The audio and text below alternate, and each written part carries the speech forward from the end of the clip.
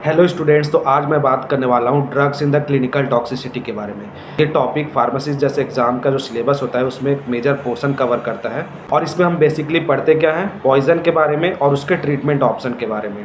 Poison की अगर बात करें तो पॉइजन कुछ भी सब्सटेंस हो सकता है, जैसे कि कोई ड्रग कोई हम हेवी डोज में लें तो वो पॉइजन का काम करेगा, या फिर कोई केमिकल हो सकता है जिसको हम इंटेंशनली या अनइंटेंशनली ले लेते हैं। ठीक है। और पॉइजनिंग जो ट्रीटमेंट है उसका एक प्रिंसिपल होता है कि treat the patient not the poison. हमको पेशेंट को बचाना है, पॉइजन से नहीं लड़ना है। ठीक है। जैसे कोरोना टाइम में एक स्लोगन आया था ना कि बीमारी से लड़ो, बीमार से नहीं। ठीक है। उसी प्रकार इसमें भी treat the patient not the poison. तो हमको पॉइजन को काउंटरैक्ट करने के लिए एंटीडोट चाहिए, लेकिन अनफॉर्चुनेटली हमारे पास प्रॉपर एंटीडोट होता नहीं है बहुत सारे पॉइजनिंग के केस में।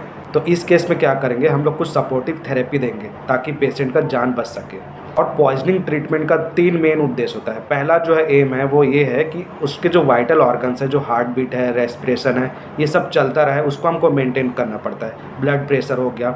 सेकेंड जो उद्देश्य है वो क्या है, पॉइजन का जो अमाउंट है ब्लड में वो कम होते जाए। हम कुछ ऐसे स्टेप्स लेंगे कि पॉइजन का जो अमाउंट है ब्लड में वो कम होते जाए। ठीक है। और थर्ड एम है जो पॉइजनिंग ने फार्माकोलॉजिकल या टॉक्सिकोलॉजिकल जो इफेक्ट बॉडी में दिया है उसको हम रिड्यूस करते जाएँ।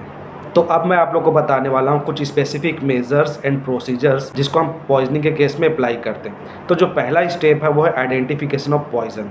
सेकेंड जो स्टेप है वो है prevention of further absorption of the poison. और थर्ड स्टेप है enhance the bio transformation and excretion of the poison.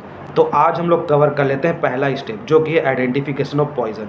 इसमें क्या होता है, जो पेशेंट अगर पॉइजनिंग का केस लेके आता है तो हम उससे पूछते हैं कि कौन से टाइप का पॉइजन कंज्यूम किए हो या किससे आप एक्सपोज हुए हो। तो अगर पेशेंट बता देता है तो ठीक है, उसके हिसाब से हम एंटीडोट चलाते हैं। अगर वो नहीं बताता तो उसके रिलेटिव्स को पूछते हैं। अगर रिलेटिव भी बता ना पाए तो उसके कुछ सिम्टम्स को हम लोग मॉनिटर करते हैं। ठीक है। उसके हिसाब से एंटीडोट चलाते हैं, क्योंकि अगर गलत एंटीडोट गलत पॉइजनिंग के केस में दे दिए तब भी प्रॉब्लम हो सकता है। फॉर एग्जाम्पल जैसे कि नार्कोटिक ड्रग का अगर पॉइजनिंग होता है और पेशेंट बता नहीं पा रहा है कौन सा पॉइजन उसने कंज्यूम किया, तो उसके जो सिम्टम्स आते हैं वो क्या रहता है, डायलेशन ऑफ प्यूपिल। प्यूपिल जो है डायलेट रहेगा और सांस वो जल्दी जल्दी लेगा, पेशेंट जो है रेस्पिरेशन उसका फास्ट होता रहेगा।